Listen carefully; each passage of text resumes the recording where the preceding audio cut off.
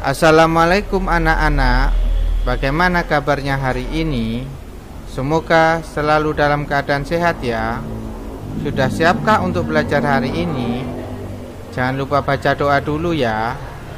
Bismillahirrahmanirrahim. Rabbi zidni ilma warzuqni fahma. C. Mengenali unsur kebahasan dalam teks prosedur. 1. Menelah kalimat pelepasan pada teks prosedur. Pelepasan adalah penghilangan bagian tertentu yang sama dan sudah disebutkan sebelumnya. Pelepasan juga banyak dilakukan pada teks prosedur. Berikut contoh kalimat pelepasan pada teks prosedur. A. Masak tepung, ketan, dan cairan santan selama 30 menit.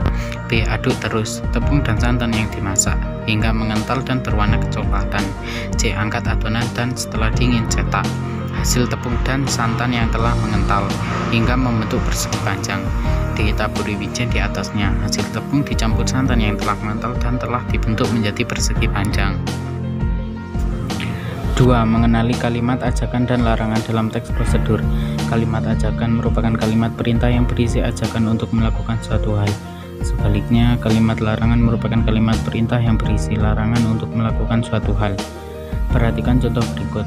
Kalimat ajakan, ayo kita lestarikan hutan dari penebangan liar. Yuk kita belajar berkebun secara kecil. Yuk kita belajar untuk lebih sabar dalam menghadapi cobaan hidup. Kalimat larangan, jangan membuang sampah di area ini.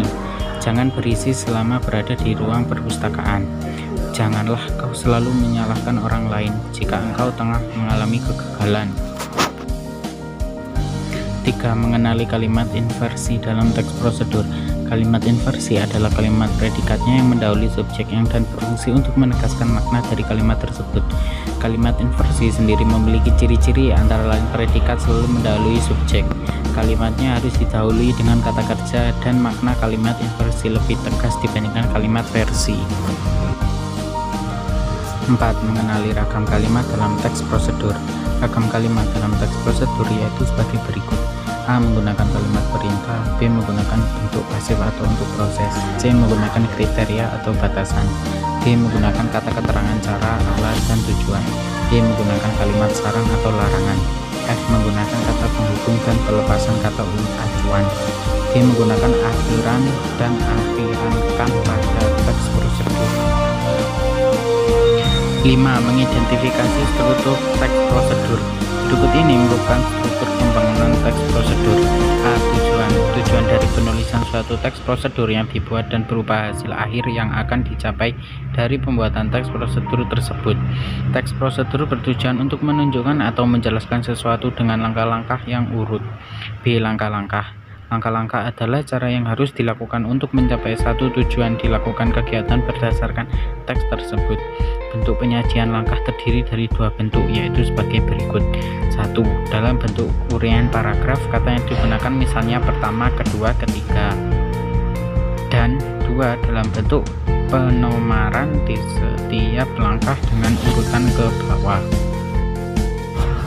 C. Alat dan bahan. Alat dan bahan berisi informasi tentang alat atau bahan yang dibutuhkan, tetapi tidak semua teks prosedur terdapat bagian ini. Umumnya terdapat dalam resep masakan. D. Kesimpulan atau penutup. Bagian penutup dibuat dengan merujuk kembali ke hal-hal pokok yang disebutkan pada bagian pendahuluan. Bagian penutup dapat menggunakan sinonim kata ucapan selamat atau mempengaruhi seorang agar melakukan sesuatu. Bagaimana pembelajaran hari ini? Menyenangkan bukan? Sampai jumpa di pembelajaran selanjutnya. Wassalamualaikum warahmatullahi wabarakatuh.